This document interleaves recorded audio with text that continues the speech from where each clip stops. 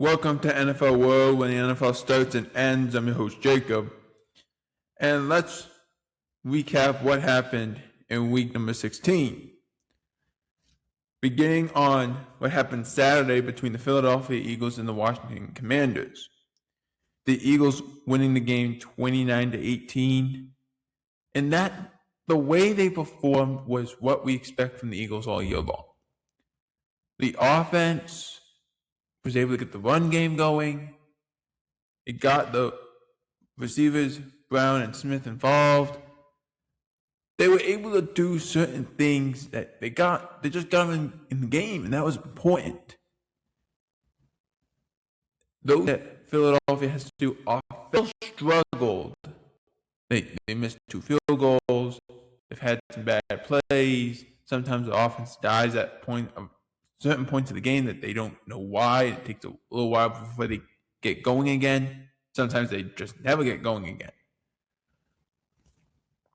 Their defense played a lot better than anticipated. That they took a little bit of heat over the last few weeks, not so much in the game against the Raiders, but over the last few weeks prior to that, they struggled. So I was impressed with the way the Eagles played. It was impressive.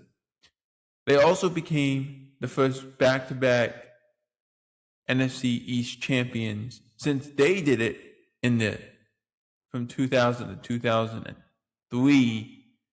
They just teams have had such a hard time in doing it back-to-back. It hasn't been done in over 20 years.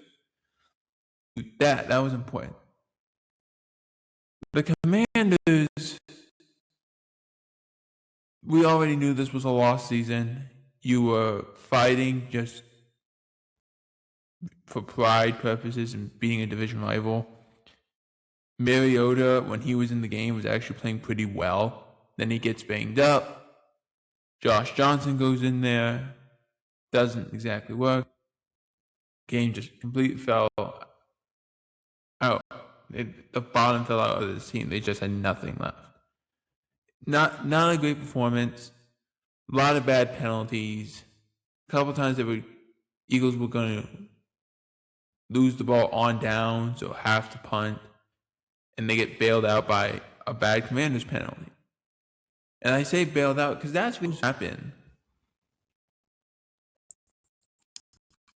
When those penalties happen and you get those, they're on third downs, they're on fourth downs, that's really a bailout by the defense. The defense bails you out as an offense because you weren't going to do anything. That's what happened. The Commanders, what I've noticed, they have an inability, and they had this issue last year, but it's really more evident this year. They can't stop the run. They can't really stop the run. Their defensive line doesn't take over the course of a game. They just really struggle in that aspect. And you can't struggle that much, that mightily, against this Eagles offense that wasn't able to run the football. They haven't been able to run the football.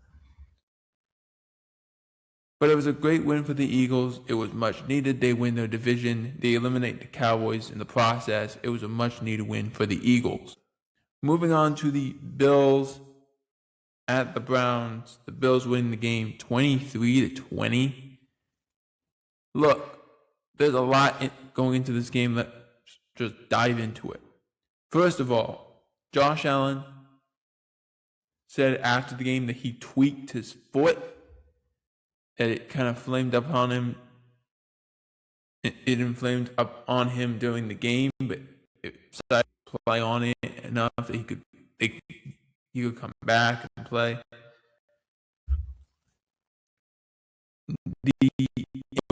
To the Browns, done for the year. Also had a dislocated ankle. That recovery timeline is about 4 to 5 months.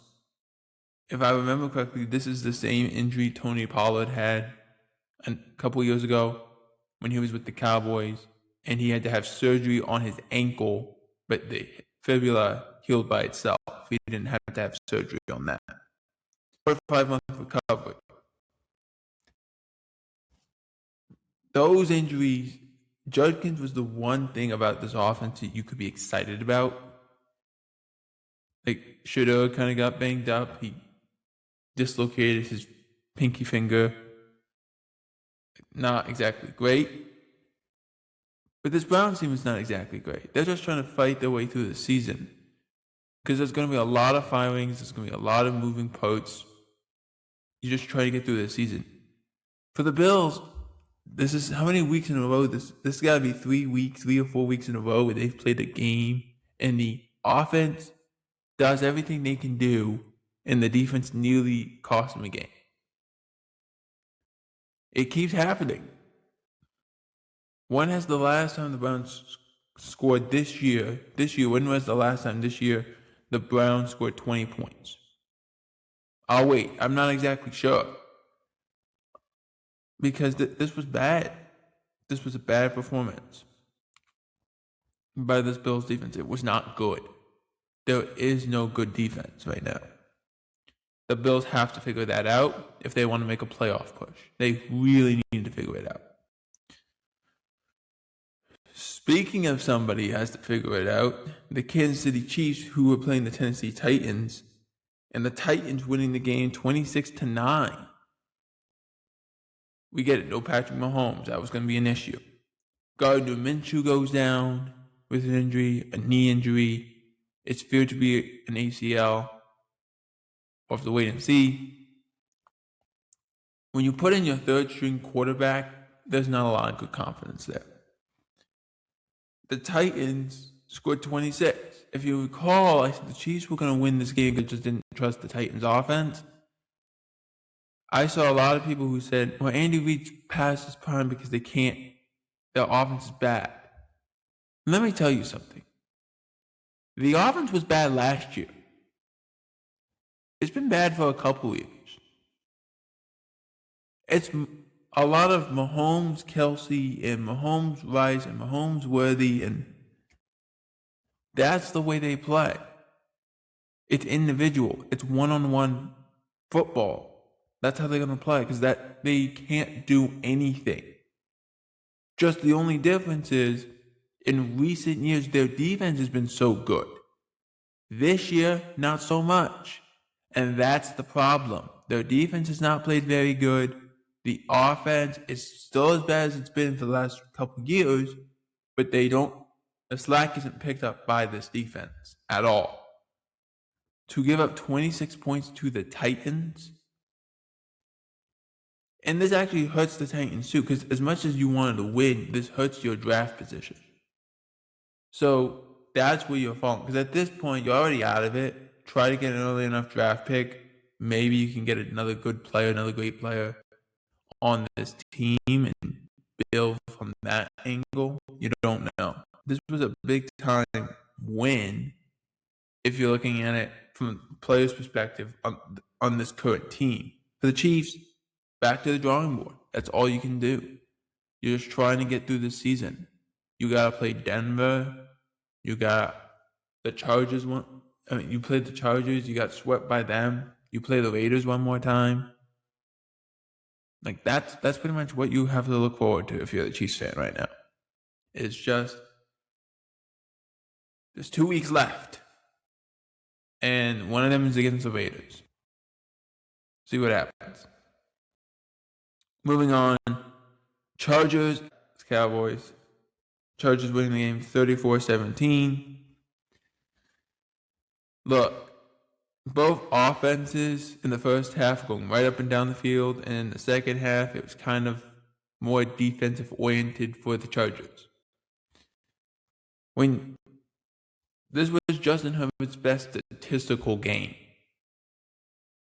Let me repeat that. His second best statistical game as a pro. He didn't throw any interceptions, multiple touchdowns, multiple deep shots that he kept hitting on. He just kept hitting. They were able to run the football. They were able to move the ball well. Their defense in the beginning got torched, but in the second half really turned the page on that and went full throttle. It was a great performance by them. You score 34 points, I'm not going to be too mad at you. You nearly had a perfect day. You'll take that anytime you can. Now, the Cowboys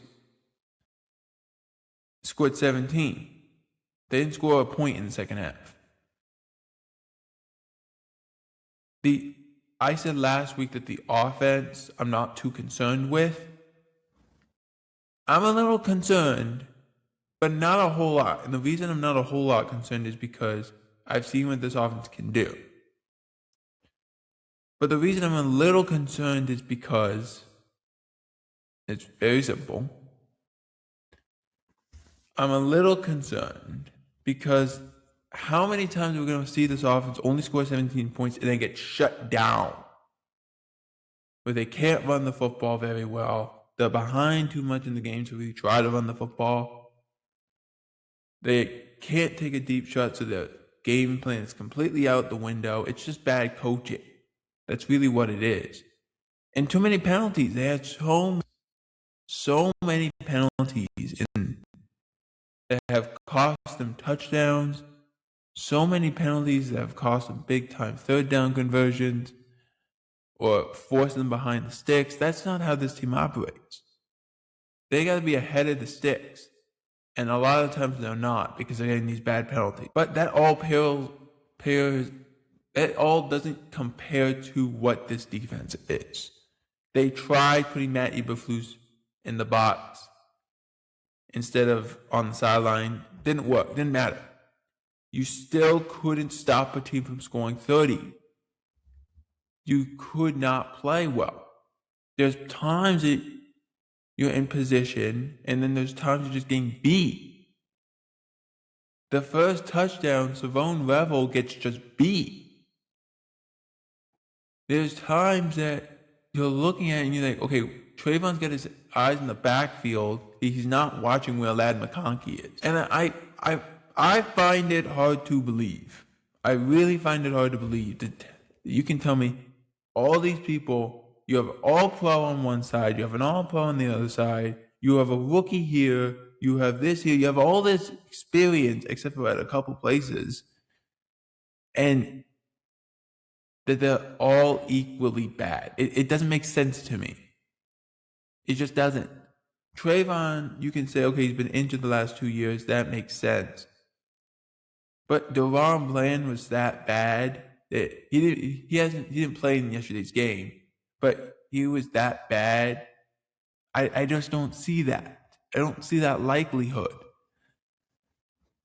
There's a lot of this on this team. You're like, I know he's not a bad player. I know he's not. But it doesn't fit. Nothing fits. They blitzed more yesterday, which is good. They did blitz more, but they do the nickel blitz over and over again. And it never hits. It doesn't even get close. It doesn't even really affect the play. It affects like one play during the course of the game, and that's it. That's it. They run it like 12 times a game. And it works like once.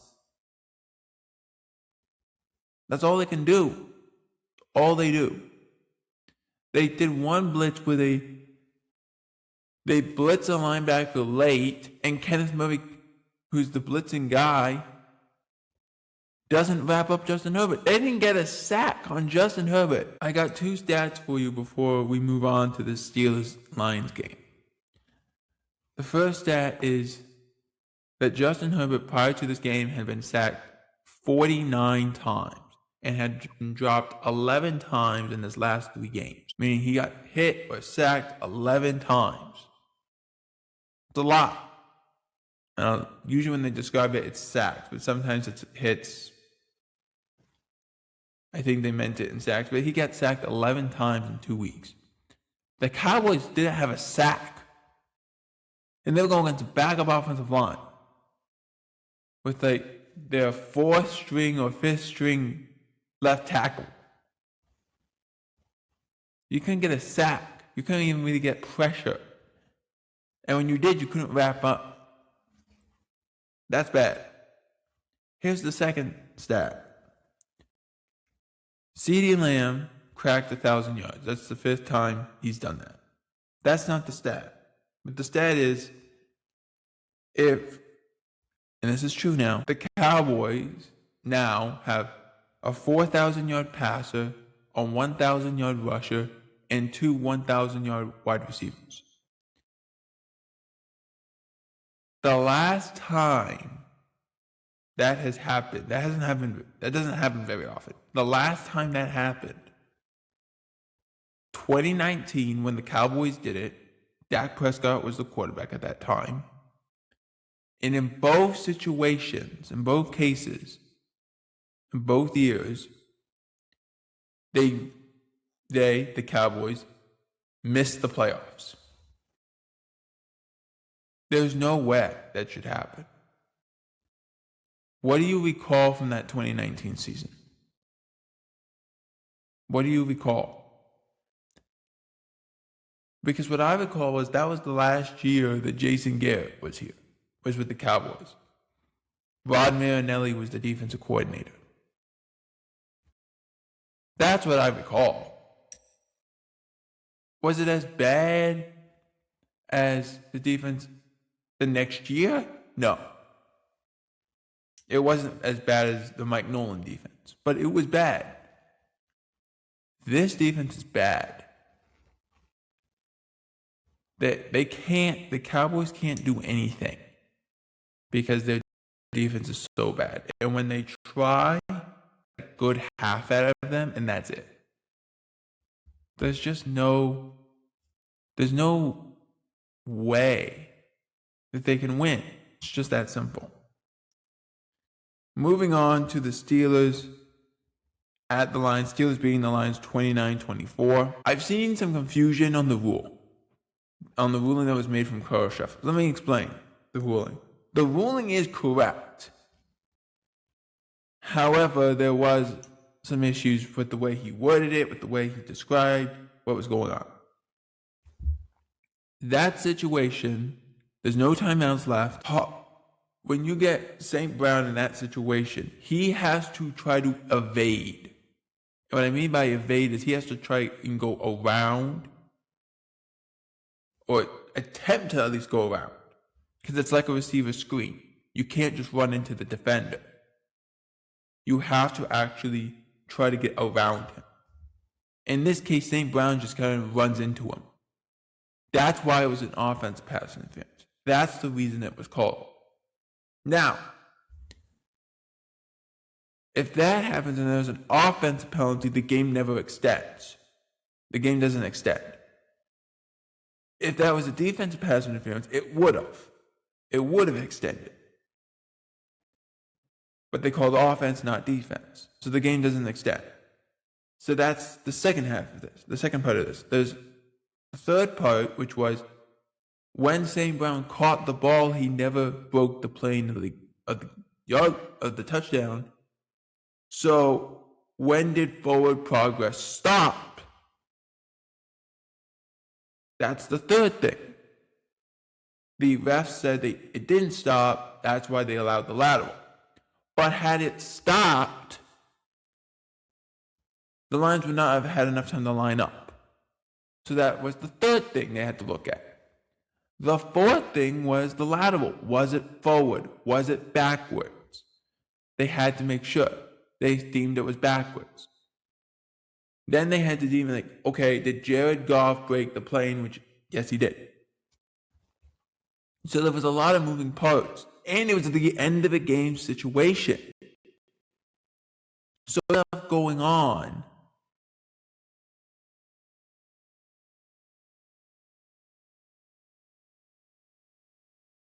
All this stuff going on at the end of a game scenario and betting on that it would all figure itself out. So it was the right call because St. Brown has to look like he's trying to go around. Because according to the rulebook, which this probably will change, Ramsey's allowed to be there. He's allowed to be there. Even though he does kind of go and move down the line a little bit, he's allowed to be there. He's allowed to hold his ground. The receiver has to swim around him, has to try to go around him instead of just running into him. Think of it this way. Think of it like a screen in basketball. When the guy who's doing the screen has to completely stop moving. So when the defender runs and hits him, he can create that separation. Because if that screen is moving, they're going to call moving screen, give the ball back to the other team. That's this, basically. Except the screen guy is just running in full force, moving just to try to push him out of the way so he can turn around and just make the catch. That's why they called it. It was the right call. Just probably wasn't worded the best way. If you were Carl Sheffers, you probably should not have said, it's a touchdown. However, not exactly the best call for him. But it was the right call, theoretically. It was the right call. It was just the way he described it wasn't correct. That's all. But this basically gives the Steelers the AFC North because of the game that happened afterwards between the Patriots and Ravens. But before we get there, let's talk about the DK Metcalf situation. Metcalf, at some point in the game, went over the top to a fan. And I don't know if the fan had said something, but it led to a reaction from Metcalf that it looked like he was throwing a punch at the fan. Now, whether we determine if it was a punch, was it not a punch, I don't know, because there's different angles and some angles don't look like a punch. Tom Pelissero sent out a tweet earlier this morning and said that Metcalf and this fan had an argument last year when Metcalf was with Seattle about something, and it led to an altercation of some sort. So this is not the first time this fan has been involved with DK Metcalf. So we'll see what happens. The normal situation is this is a fine and an apology probably, but we'll see what the NFL decides to do, whether or not they make that decision today or even tomorrow. We'll see what happens, but this is dangerous. And I think this also does tell you, if you're the fans, because if I remember correctly, this fan got banned from Seattle. So can you ban him from all the from all the ballparks? Can you do that? Who knows? From all the stadiums, who knows exactly if you can do that. But we'll see what happens with that situation. Moving on to our final game between the Patriots and the Ravens. Patriots winning the game 28-24. The Ravens they handed the ball to Derrick Henry and good things were happening. And Lamar was playing okay. And then he got hurt. Knee to the back. Left the game, did not return. It was Snoop Huntley the rest of the way. Drake May played really well. The Ravens defense played pretty good. But again, bad turnovers by this Ravens team. Bad turnovers. Not doing enough positive things to win the game. You can't perform that way. You can't be this bad.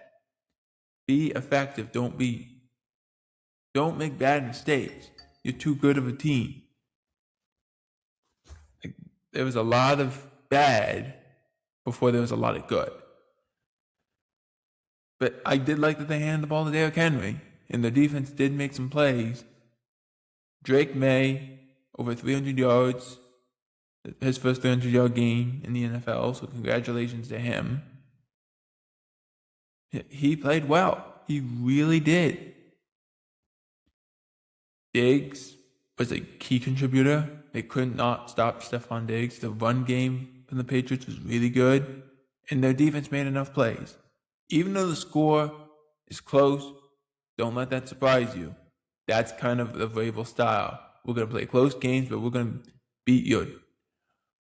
We're going to keep kicking your tail as we keep doing it. We're going to we're gonna kick your teeth in, even though the scoreboard says otherwise. But let me know in the comments whose favorite team did your favorite team win this week, I should say. And also, what did you think about the Steelers and Lions ref game? Let me know in the comments. For NFL World, I'm Jacob Hebert. Out.